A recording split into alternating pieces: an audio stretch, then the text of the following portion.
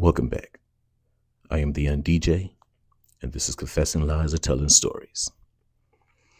Nothing special, man, just another group of videos that are going to make us think, wonder, get a little bit scared, and hopefully figure some things out. You ready? Let's get to it. Why do you make people enter their age, their zip code, even their gender, before they can see the cost of their car insurance? Well, that's been in place for years. You're using those personal details to jack up the price, aren't you? That's not how we calculate Then rates. explain why a 25-year-old pays nearly double what a 35-year-old pays for the exact same car and coverage. Why else would you need the data? Those are just standard requirements to complete the transaction. No, they're not. You're running algorithms behind the scenes that penalize people for things that have nothing to do with their driving record. Age, zip code, even gender. That's how you keep profits up. Unfortunately, this is true. Now I get it. I didn't drive as well at 16 as I do now. And even at 20 or 25, still kind of reckless, still heavy on the gas pedal. But something as simple as where you live, and they try to say, oh, well, there's more potholes. So if you live in a big city, it's going to cost more. You live in a rural area, and it's less. I don't think that's right. The age thing, maybe, but to the degree that they do it double, just for like 10 or 15 years younger, that's crazy. But this is how they get money. And keep in mind, insurance is just another word for just in case. Just in case something happens, we got you. But anytime something happens, it never falls under what they got you for. So basically, you're paying money for nothing. And if you need it, it's a headache to use it. It's a scam. I'm going to play a recording of people chanting, "That is embarrassing," 4 times. After the 4th time, write down what you hear.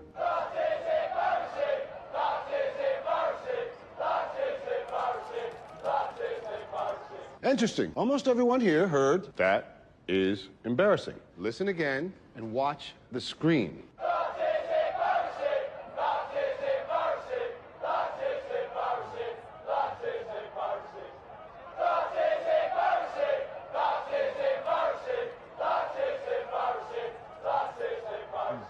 You heard the same thing every single time.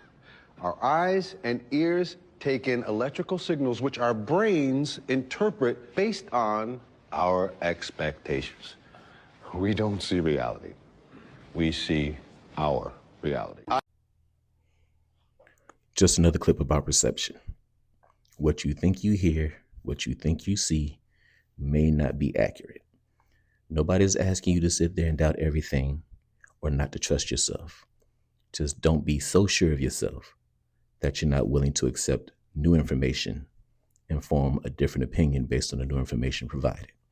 Always be fluid in your opinion because it could change any moment once the right information is presented. Simple.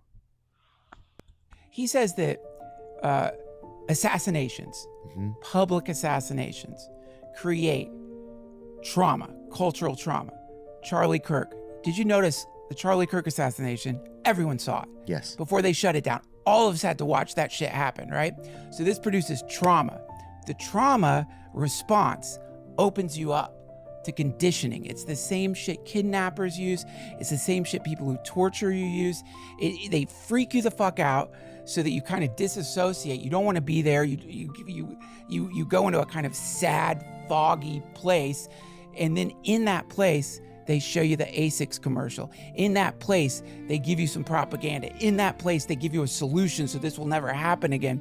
This is a known technique for mind controlling people. So anytime there's assassinations, it's not just like power dynamic shift, it's cultural dynamic shift because they inject that moment with however they want to shift the tide. Right. So, wow. So Instagram is, or any social media, is kind of doing this, but like low level. Right. So you look, you know, suddenly you're microdosing like, it. Yeah, you're exactly. Opening, like freaking you out, and then what do you know? And then where it gets really creepy is the commercial you're getting isn't just from the algorithm. It's because your phone heard you talking about wanting to, like, what's the best fishing rod to catch catfish? Yeah. And then so right after you watch a furry eat a hot dog with a human turd in it, Yeah. and you're like, what's happened to the world? Like an ad for like fishing rods comes up. You're like, oh, cool. I should get that fishing rod. Now, I want you to think about what kind of mindset came up with something so intricate. How did they know that this would work so well? And it makes no sense as to why it works so well. We see something horrific, stupid, makes no sense, and we're susceptible to accept anything after that for a brief period. What kind of wiring do we have? And why don't we respect it more? We are crazy collectively. We are the species that everybody fears because we are crazy, and it's time for us to accept it. Death is the final reckoning, whereas I think death is actually the beginning. I think that if you look at secret societies, the way they initiate you into the society is through death. It makes sense. Death is a normal part of life in this universe, meaning death is only a beginning or rebirth. Maybe that's what many religious and spiritual texts been telling us all along. They pretend that you died. They bury you. And the reason why is that every time you die, you can look at yourself for who you are and choose a better path. So you're able to let go of who you are. And that's why I think death is important, because death allows for rebirth and rejuvenation. It allows for a reset. And I think that's a mechanism of knowledge accumulation, where if you are making a mistake in this life, don't worry about it, because you're going to die, and you'll probably come back at a later point and learn from your mistakes. But don't be afraid to die. Don't be afraid of making mistakes. It's all part of the growing process. So I think death is one of the greatest lies, and it's a very destructive lie, where for whatever reason, everyone's afraid to die, so they spend billions of dollars trying to live forever, right? I really want people to stop fearing death the way they do. Respect it, understand it as much as we possibly can, and try to evade it if you want. There's no problem with that. But living your life fearing it steals your life. We are energy. Energy does not die. That's all you need to know. Where we go? Is it fun? But to this date, looks like nobody escapes finding out, except for the ones who can afford to. So don't fear it to the point you're at a stalemate with yourself. Just live your life and try to cheat death along the way as much as possible, for as long as possible. Thank you, everybody, for signing in. What you didn't ask for was the cover sheet to the sign-in sheet, which means we have y'all, all of y'all, most of y'all, especially, for the first 12 albums of your career. So I appreciate that shit. Happy Boy Entertainment. Wait a minute. Happy Boy Entertainment. Welcome to with open arms. I appreciate y'all signing up, which brings me to my first lesson. Stop signing shit just because people fucking told you to. Okay? It is a welcome to Happy Boy Entertainment, Davis. I appreciate you, man. Hey, I'm sure AMP had a great time with you. Shut all that shit down. Tone don't really work for my skin, so I'm going to have to get you off of that. Look, guys. A lot of people go hard on these young entertainers, and they don't seem to understand people with money, with all the material objects that they want, with the respect, prestige, and the attention that everybody wants, walks up to you and says, I can make you just like me. Sign this. As soon as you act like you want to read it, it's almost like it's offensive to these people. So you feel compelled to just sign it without reading it to show you're so-called down. You know what I mean? Hungry. That's just a way to sit there and pressure you into getting into these deals. If you're that talented, trust your talent. If you can make them money, that's what they really care about. They don't care about anything else. Read it, take it to a lawyer. If the lawyer says it's good, then sign it. Stop letting the stars and the big eyes and the ooh-ahs cause you to sign your life away. In the early 1970s, the CIA was worried about the Soviet Union. Reports claimed the Soviets were spending millions of dollars studying psychic powers. They wanted to build a team of psychics that could see what Americans were doing from hundreds of miles away. The idea sounded impossible, but the US government couldn't ignore even the smallest threat. So the CIA also quietly launched its own psychic research program. It was called the Stargate Project. They started recruiting Americans who claimed they had psychic abilities. The most promising candidates were brought to a secret location in Maryland. Their first task was simple. They needed to prove that they were really psychic. Each candidate was locked in a room and given a series of tests. In one test, a researcher secretly looked at a picture. The psychic then had to read the researcher's mind and draw whatever image they were thinking about. On the left side of the page, you see the original target, and on the right, Geller's response. When the drawings were compared to the original images, they claimed that some were surprisingly close. In fact, this is the most off-target of the drawings that he did. Some candidates passed the tests. They were ready for the first psychic spy mission. The psychics were given the coordinates of specific locations. Then they were asked to describe what was happening there. They called it remote viewing. This is an experiment that I was able to confirm actually happened. Unfortunately, it's so buried down deep online that I couldn't find many details about it, except for the fact that it's not a lie. It happened. And probably still happening, because we don't do many things that we just scrap. If we do it, we're successful at it. So it happened, and they're walking around or wherever they're at doing something. But this is an actual thing. I just couldn't find many details. If you can, hit me up with it.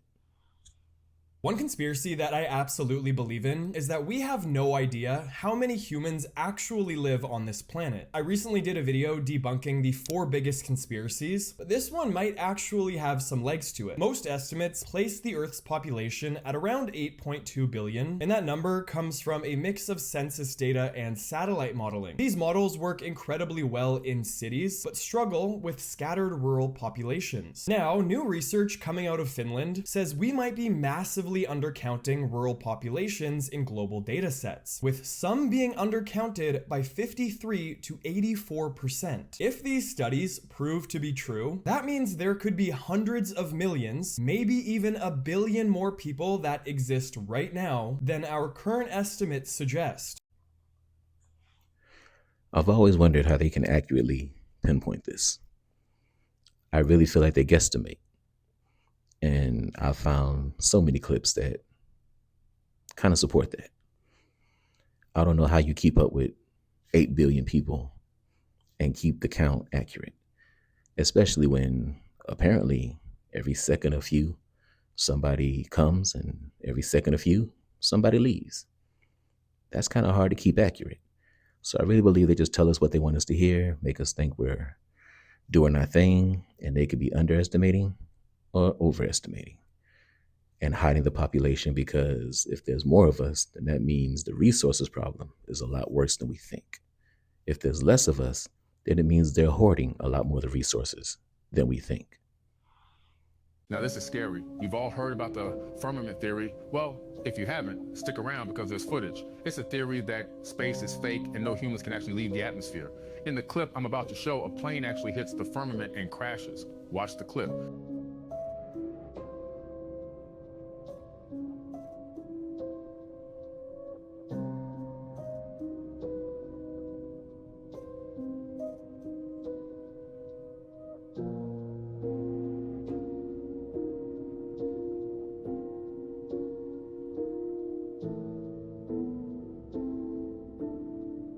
You see the side-by-side comparison with the water on the left side of the screen. It's a model plane to show the difference. You notice how the splash of the model plane in the water is very, very similar to how the plane exploded when it touched what we assume is the firmament. It's fascinating how everything that happens in the sky and space mimics what happens in the water and deep sea. That's just how it goes. Which means, are we reverse? Is the bottom the top and the top the bottom? Are we in a firmament? Are we surrounded by water? We don't know. What we do know is this is Earth. It's a globe. And if you spin it, over here is Australia. Over here is Africa. Man, stop. Just stop. Either turn on the lights or shut up. That's where I'm at now. Every number is tested in this reincarnation, and the 9s are tested whether they can overcome their vanity. The 8s are tested whether they will become evil and become greedy at any cost. The 7s are tested whether they can learn as much as possible. As a 5 will be tested, just because you can be very sexually active doesn't mean you should have 5, 6 baby mamas. That is how 5s fail their reincarnation. They become whores. Always say less than necessary. If you can't control your mouth, if you just keep talking and talking, it gives an aura to other people that you can't control anything else. You have no self-control. And that is a very unpowerful aura. The more you talk, the more you are prone to say something kind of stupid and irrational that you're going to regret. A lot of people have a hard time with it because they think, wow, shouldn't I just be able to say whatever I want and just talk? Well, no, you don't. Not in the social world, not in the work world. It's going to get you in trouble. Learn to control what you talk and learn that there are moments that saying less is actually much more powerful than just yammering on and on. Every video, at least one clip that either shows you something you already knew about us that you just needed to hear again, so it's in your conscious mind, not your subconscious mind, or it's something you didn't know that just made you a stronger soldier. Now, as a male, I do lean more towards my male counterparts. My audience is 81% male. But the human lessons I teach, they cross the genders. It applies to everybody. Anybody who's considered human needs to know these things, abide by these things, and apply these things. It makes you stronger overall. That's how we're doing it. We're preparing for whatever's coming. Have you noticed that? Like, literally nobody has Adam's apples anymore. Seriously, go watch a movie from the 1960s. Every guy looked like he swallowed a little golf ball. Today, half the dudes on TikTok look like they moisturize with oat milk and literally apologize to their houseplants every day. What on earth happened? The Adam's apple, it develops during puberty as testosterone changes the voice box. No testosterone signal, no dramatic neck fruit, right here. Now, here's where things get interesting. Atrazine is one of the most widely used herbicides in America and has been detected in water supplies all across the country. A researcher named Tyrone Hayes became famous after studies showing extremely low doses of this affected the sexual reproductive systems in frogs. They worry about the skull and crossbone chemicals. Meanwhile, the stuff affecting our biology often arrives looking completely normal. It's in the water, it's in the agricultural runoff, it's in the foods we assume are healthy, and it's exactly where nobody pays attention. As a father, that's what absolutely gets me. I spend my time looking at the quiet ones, the ones that nobody's talking about. And for my family, organic whenever possible, especially higher exposed stuff with glyphosate. A quality water filtration system is so key, my friends. It's worth being a skeptic when it comes to your own water supply. The most dangerous things alive are rarely the things that look dangerous. As I was coming up, child, teenager, to an adult, throughout my entire life, until about maybe 10, maybe 15 years ago, I was never a person who was considered to have a deep voice, ever. It was a normal man's voice. That's it. Not deep, not baritone, not bass, nothing. You could just tell I was a man. That's it. But in the last 10 to 15 years, every time I speak, wow, man, you got a deep voice. You got this. No, I don't. It's just the voices have gotten lighter. They've gotten higher octave. And it's time for us to figure out why. Because voice is a lot. You have to know how to command a room. You have to know to project your voice. And I'm sorry, I'm not trying to get into any kind of wars with anybody. But yes, the Adam's apples are gone. 30 and under, you rarely see them. And again, my voice isn't deep. Not by the standards that it used to be. Now, I'm very white. It's crazy. Have you ever noticed someone who never posts pictures online? No selfies, no celebrations, no updates. In a world that rewards attention, they almost seem invisible. Psychology says this behavior reveals a lot about confidence, mindset, and emotional intelligence. Let's break down the truth behind people who don't share photos on social media. Number 1, privacy over popularity. They like to protect their personal life. They don't need likes or attention to feel valuable. Number 2, strong self self-awareness. They know who they are and what matters, so they avoid chasing trends and validation from others. Number 3, they're emotionally secure. They have confidence that doesn't rely on attention or compliments. Number 4, they're deep thinkers. They post only when something is meaningful, and they value authenticity. Number 5, they see through the social media illusion. They avoid comparison stress, because real peace matters more than digital approval. They don't need to be seen to feel seen. That's real confidence. I already told you that most of my subs are weirdos. I can see it in the most beautiful way, the most wonderful way. And I already told you, if I call you a weirdo, that's the biggest compliment I can pay you. Which means most of you out there have heard in some form or fashion, why are you like this? Why do you act like this? How come you never wanna? Just save this video and play it for them. And be like, here you go. Take 2 of these and don't call me in the morning. This is why. It's because I don't need to play the game. I have no desire to play the game. The first time I heard of social media was the MySpace, Facebook era. And the first thing I thought is the last thing I need is another job.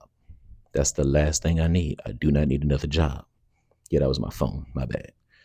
Anyway, so because of that, I chose to not do it. It didn't look fun to me. It looked like work. And if it looks like work to me, oh, it's work. Trust me. I know what work looks like. I don't like work. I do it because I have to. So I do not do social media.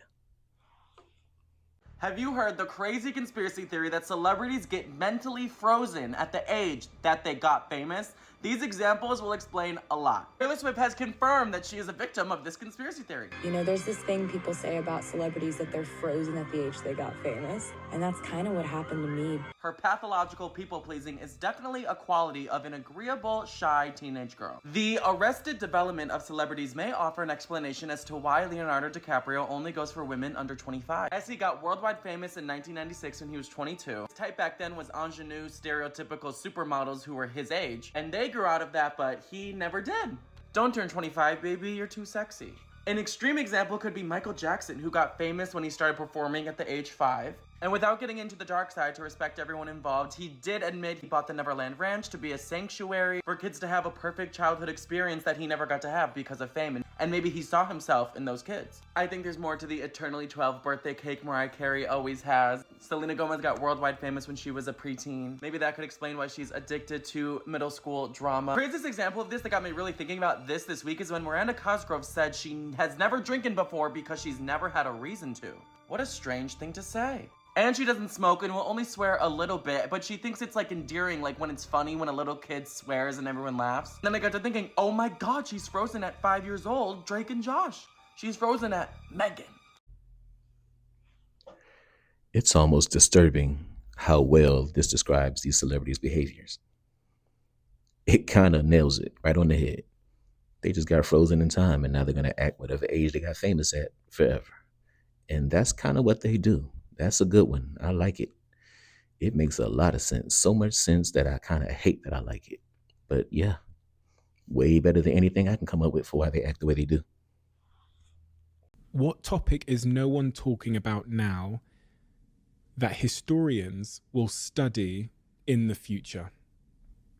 Well, from my perspective, it's the insanity of the mental health industry that is destroying the mental health of America, making diagnoses based on symptom clusters with no biological data, then drugging people. Last year, there were 337 million prescriptions for antidepressants.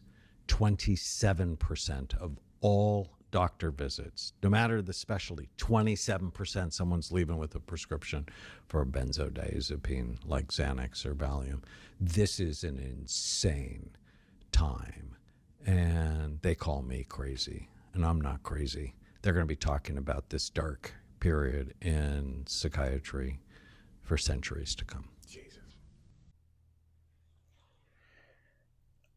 I'm someone who has been told more times than I care to admit that I could benefit from some kind of medicine.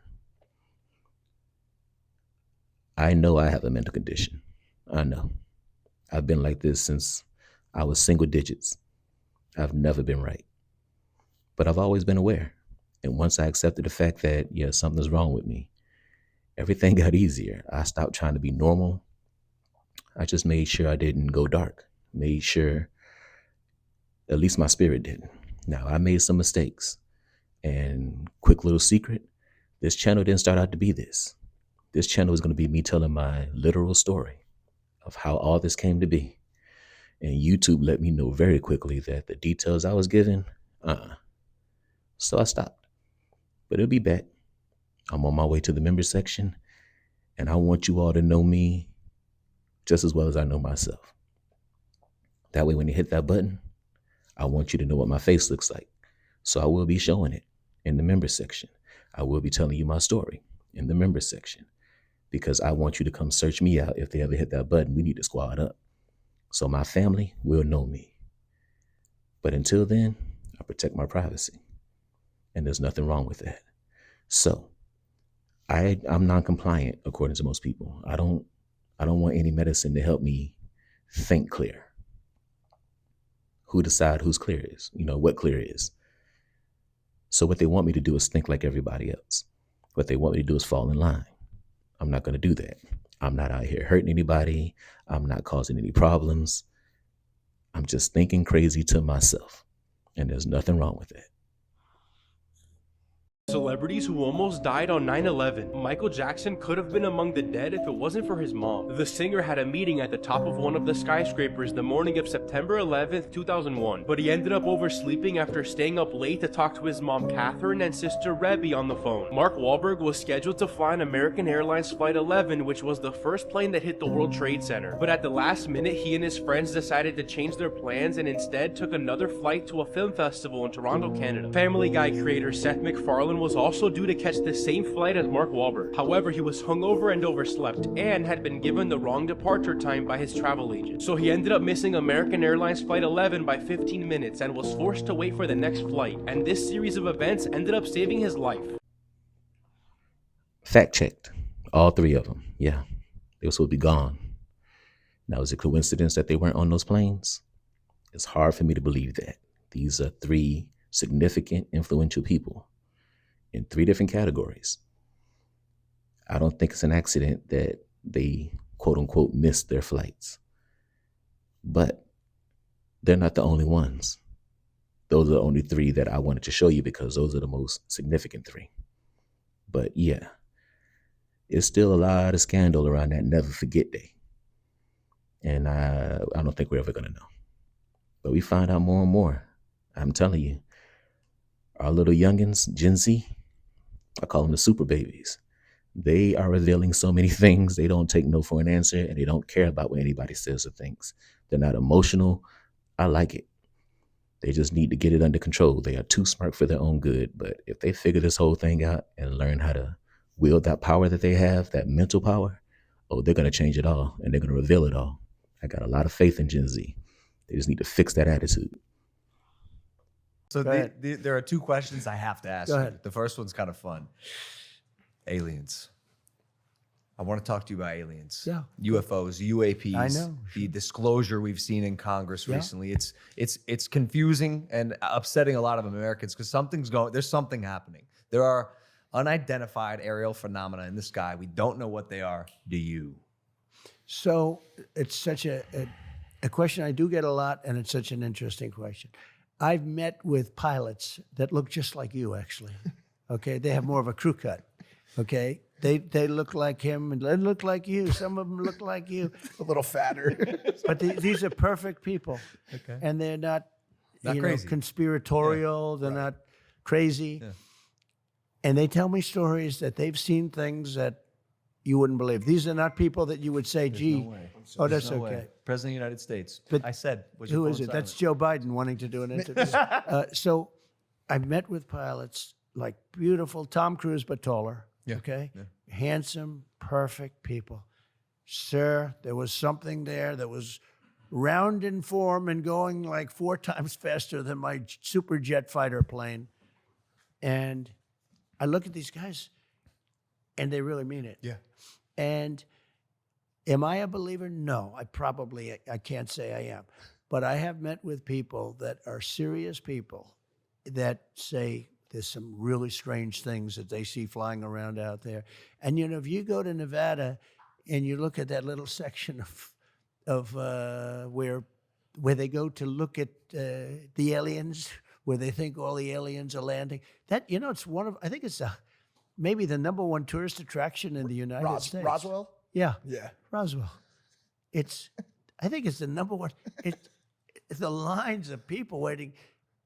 You have no idea how many times I'm asked that question. But don't you have access to that information? I have access, and I speak to people about it. I've had actually meetings on it, and they will tell you there's something going on. When they say things are going 4 times faster than my beautiful top-of-the-line airplane that goes, you know, real fast. With no identifiable propulsion Mach system. 2, Yeah. right? These things are creating their own gravity fields, allegedly. Well, they have people that are very smart and very solid have said they believe there is something out there. And, you know, it makes sense that there could be. I've never been convinced, even despite that. You know, I just, for some reason, it's not my thing. But a lot of people believe that it's true. A lot of very good, solid people believe it's true. What? And I know there are illegal aliens out there, but those are the ones that come through the border. We have plenty of them. Those are the ones I know. Now, in our legal system, innocent until proven guilty. And the burden of proof is on the state. And when we're dealing with criminal versus civil, we're talking about a 90-something% rate versus 60-something% rate to win a civil case, which means you got to be pretty sure when it comes to criminal to convict somebody. Our president just said solid people have told him that they've seen things. And in the same breath says, I don't believe it despite all of that. All of what? People who are up there, who you trust, who have key positions, who are telling you it's up there and you don't believe that? That's an eye wide shut thing. That's you don't want to believe. Or you don't believe because you know. And you don't want to say you believe because the moment this man says he believes, well over half of America is going to believe with him. He has to be very careful what he says, and he never really has. He says what he wants to say. But he said enough for me, even if I didn't believe it, after just what he said, I would have had to change my opinion because he's influential enough to do it. And if anybody knows, it's got to be him. Simple. So if you can't say there's nothing, then I don't need you to say there's something. You already said it. Anyway, that's going to do it. Monday, Wednesday, Friday, we're kicking right along. I'll be running up on my 50th episode here soon. Can't believe it. It's only been, 3.5 months? I appreciate you all. The comments, the jokes, the great sense of humor. Everybody keeps me laughing. And if they're not keeping me laughing, then they're teaching me. I appreciate you all. I really do. Thank you for everything. Until the next time, I am theundj. This is Confessing Lies or Telling Stories, and I'm out.